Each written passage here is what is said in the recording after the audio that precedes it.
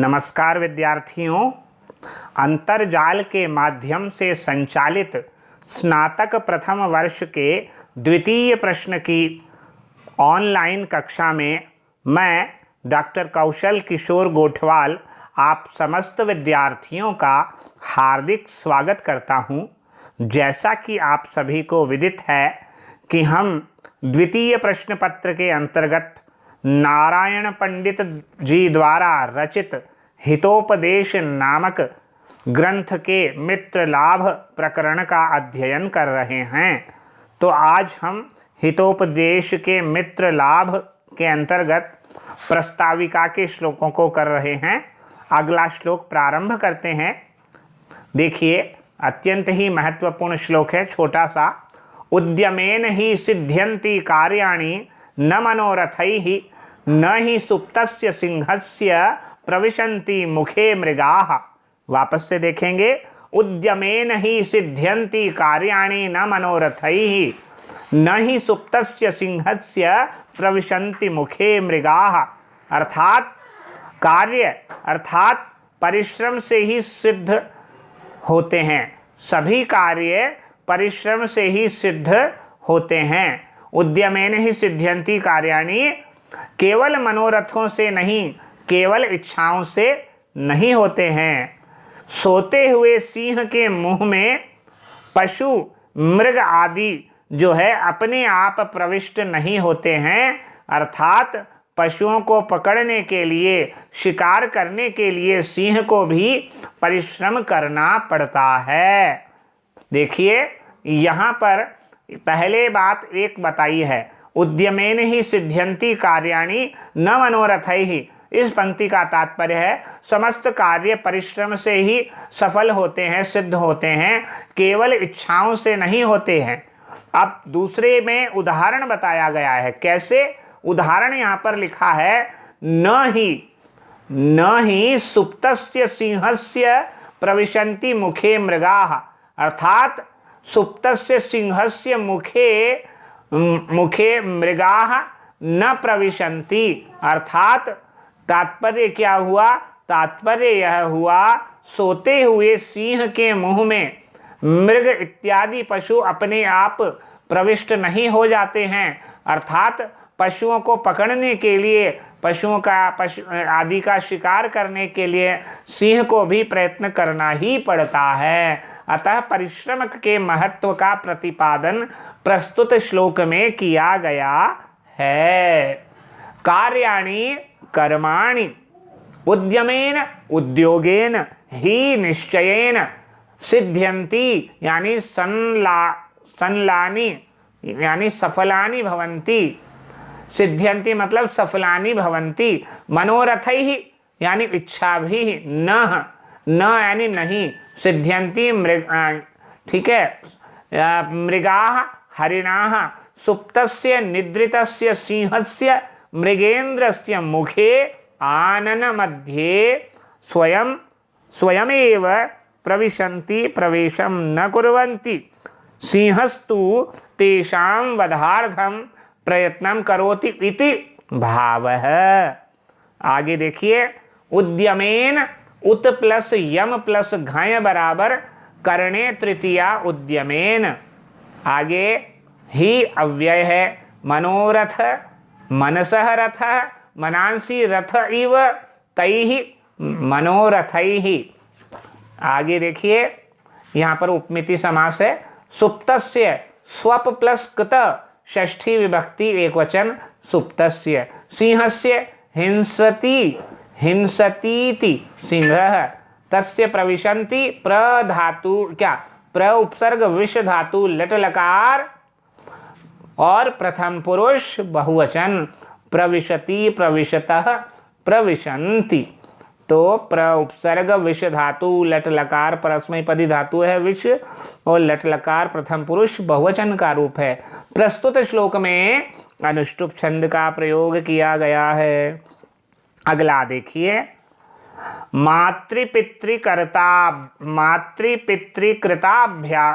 कृताभ्यासो गुणितामेति बालकः न गर्भच्युतिमात्रेण पुत्रो भवति पंडितः। देखिए वापस से, मातृपितृकृताभ्यासो गुणितामेति बालकः न गर्भच्युति मात्रेण पुत्रो भवति पंडितः। तात्पर्य यह है, माता पिता द्वारा दी गई शिक्षा से बालक निपुणता को प्राप्त करता है।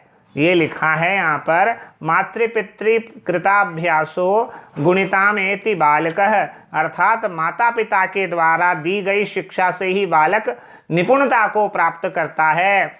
पुत्र केवल जन्म प्राप्त करते ही पंडित नहीं हो जाता है, यानी पुत्र केवल जन्म धारण करने मात्र से ही विद्वान नहीं बन जाता है। जब तक माता पिता उसको उच्च श्रेणी की शिक्षा प्रदान नहीं करेंगे तब तक बालक निपुण नहीं होगा शिक्षा में। वह निपुण कब होगा? जब उसके माता पिता उसको अच्छी शिक्षा प्रदान करेंगे और उसको ज्ञानवान बनाएंगे। इसीलिए यहाँ पर एक पंक्ति आई है, वो पंक्ति ये कह रही है, न गर्भच्युति मात्रेण, क्योंकि गर्भ से उत्पन्न होने के केवल कारण मात्र से पुत्रो भवति न पंडितः, केवल पंडित नहीं हो जाता, विद्वान नहीं हो जाता पुत्र केवल जन्म से ही। यानी तात्पर्य यह हुआ कि माता पिता के द्वारा दी गई शिक्षा से ही बालक विद्वान यानी विद्वत्ता को प्राप्त करता है, निपुणता को प्राप्त करता है। पुत्र केवल जन्म प्राप्त कर लेने मात्र से ही पंडित नहीं हो जाता, विद्वान नहीं हो जाता। मातृपितृकृताभ्यास जनक जननीभ्यां विहितः शिक्षाभ्यासः बालकः शिशुः गुणितां निपुणतां एति प्राप्नोति। पुत्रः सुतः गर्भच्युतिमात्रेण मातुः गर्भाद् जन्ममात्रेण पंडितः विद्वान् कार्यकुशलो वा न भवति न जायते इति भावः। मातृपितृकृताभ्यासो माता च पिता च माता पितरौ ताभ्याम कृतः अभ्यासः यस्य सः बहुव्रीहि गुणितां नैपुण्यम एति। इण धातु लट लकार प्रथम पुरुष एक वचन कारों पे एति। और गर्भच्युति मात्रेण गर्भात च्युति एव गर्भच्युति मात्रम तेन गर्भच्युति एव मात्रच प्रत्यय मात्रम। पंडितः पंडा अस्य विद्यते इति पंडा प्लस इतच बराबर पंडितः। यहाँ पर पंडा अस्य विद्यते इति पंडितः इति पंडा प्लस इतच प्रत्यय पंडितः भवति। भू धातु लट लकार प्रथम पुरुष एक वचन। एक बहुत महत्वपूर्ण श्लोक यहाँ पर प्राप्त हो रहा है, देखिए इसको ध्यान से सुनेंगे। माता शत्रु पिता वैरी येन बालो न पाठितः न शोभते सभा मध्ये हंस मध्ये वको यथा। देखिए यहाँ पर ये लिखा गया है, माता शत्रु पिता वैरी, माता शत्रु है और पिता उसका दुश्मन है। येन जिन माता पिता के द्वारा बालो न पाठित है, बालक को पढ़ाया नहीं गया हो, न शोभते सभा मध्य, वह व्यक्ति वह पुत्र जो है सभा के मध्य यानी सभा में उसी प्रकार शोभा नहीं देता जिस प्रकार हंसों के मध्य में बगुला शोभा नहीं देता। तात्पर्य क्या है? इसका तात्पर्य ऐसे समझिए, माता शत्रु पिता वैरी येन बालो न पाठितः न शोभते सभा मध्य हंस मध्य वको यथा।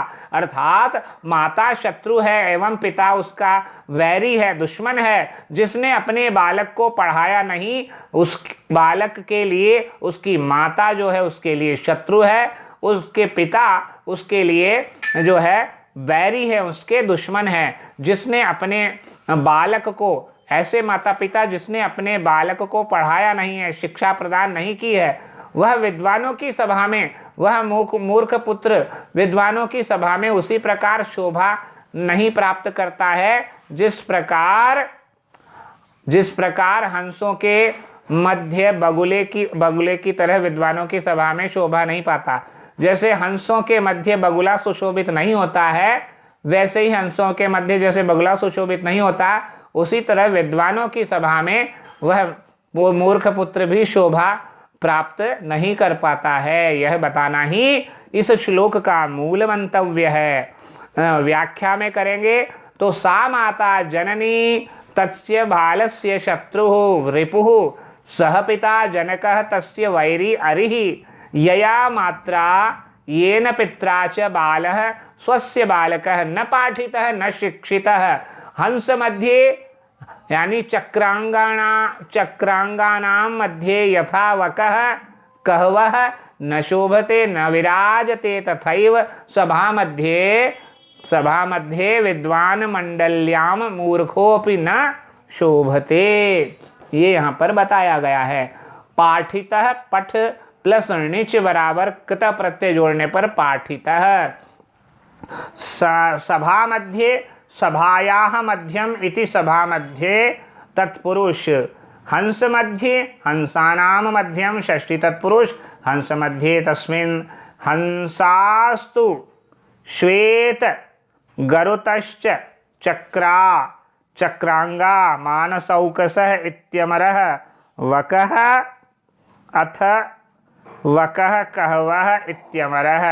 शोभते शुभ धातु आत्मनेपदी लट्लकार प्रथम पुरुष एक वचन। प्रस्तुत श्लोक में अनुष्टुप छंद का प्रयोग किया गया है। रूप यौवन संपन्ना विशाल कुल संभवाः विद्याहीना न शोभन्ते निर्गंधाः इव किंशुकाः। देखिए, रूप यौवन संपन्ना विशाल कुल संभवाः विद्याहीना न शोभन्ते निर्गंधा इव किंशुकाः।